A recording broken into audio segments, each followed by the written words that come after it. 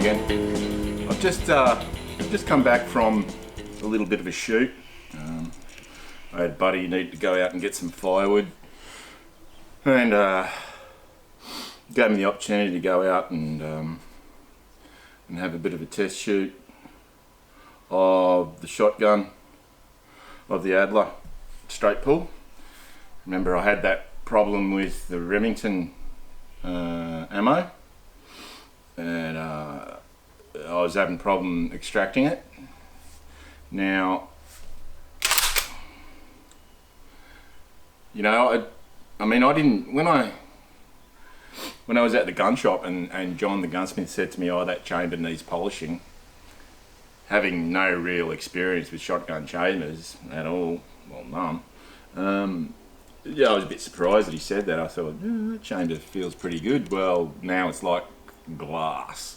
So, yeah, he really polished it. Wow, fantastic. I don't know. Obviously in the polishing you would take off some steel as well, but yeah, not much.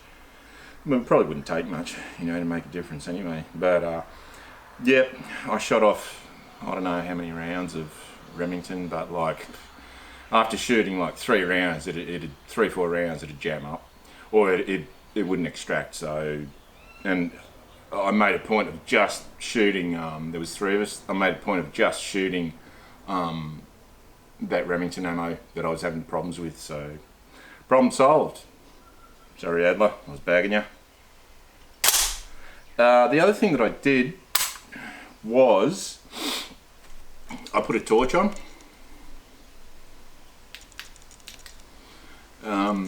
It's a good quality torch, it's LED. Would have been one of the first LED torches because it's a Light Force. I bought it years ago. Light Force is an Australian brand, owned by the same gentleman who owns Night Force. So there you go, I believe. Now the others, so I put the torch on. I only had, there was no mounting system for a Picatinny that came with it. So, and I couldn't see one at any of the gun shops, or either of the gun shops that I went to. So I just used a pair of 1-inch rings. A little bit tight, but hey. And then I just mucked around and packed just with Gorilla tape, chucked underneath to sort out where it was pointing. So now wherever that, so I had it sighted in, so wherever that red dot's pointing, that torch is pointing to, well, within reasonable range. So yeah, so the gun operates perfect. I put the torch on. The other thing that I did was that I swapped the cocking handle. I did have it on the left hand side, and I've put it back to the right hand side because, and I'll tell you why, because I mean these things have got a fair bit of recoil, so the barrel does lift. So I found that it was a lot easier to stay on target if you're holding it down with your left hand, so you can actually hold it down and you can bring it back down on the target a lot quicker and just operate and fire. Whereas the other way, it was, you know, it'd bang, and then, you know, as soon as you take it off there, you're moving it around. Yeah, this on the right hand side works better. I didn't think it would, but it does. So there you go, that's my advice. Well, my preference anyway, I don't know. Now, the other thing I wanted to touch on was the issue that I had with the Esee 6. And the issue that I had with it was that it was so loose in this sheath that it was a joke. You know, it was like a maraca. Well now, only slight, yeah, virtually nothing.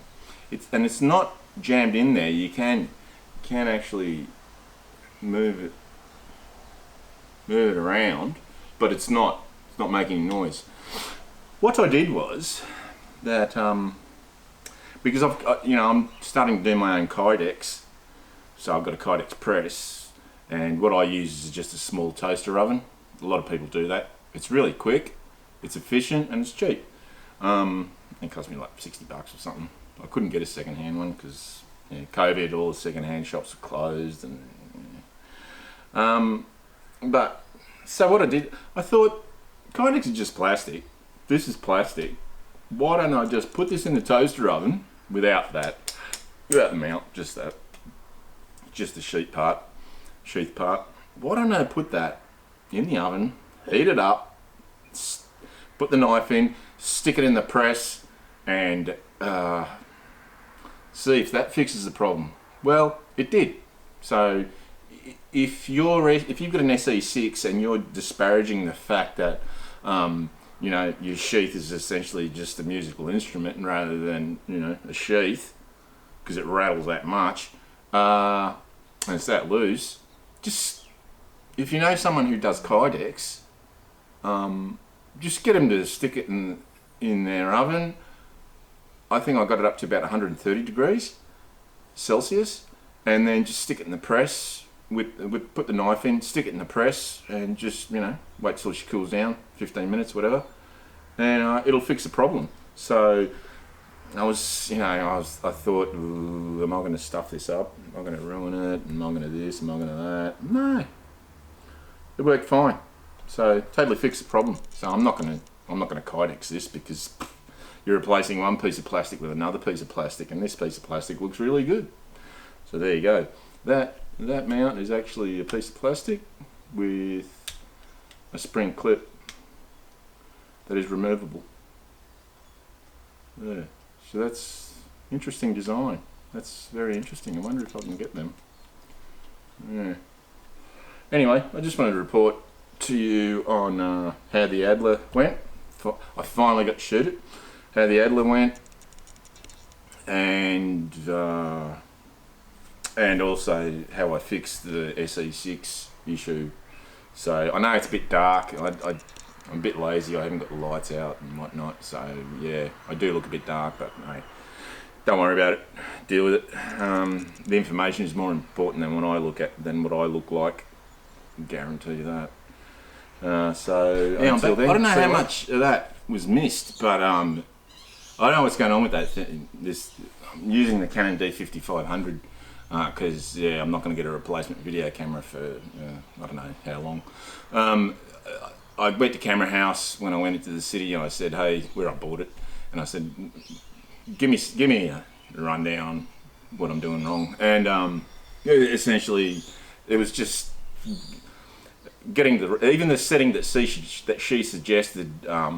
It wasn't the best setting, because it was still the autofocus, the servo autofocus was still just constantly, even like just doing something like, it would just be wanting to refocus, and so on the dial I've got it on not auto, I've got it on P, and the autofocus setting is, or the focus setting is on FAS, so single focus. Pick a point, it focuses on that point, and that's it. It doesn't change focus anymore. Otherwise, that servo is just constantly whirring, going in and out, and yeah, gave me the irrits. So anyway, I just want to let you know that. See you later.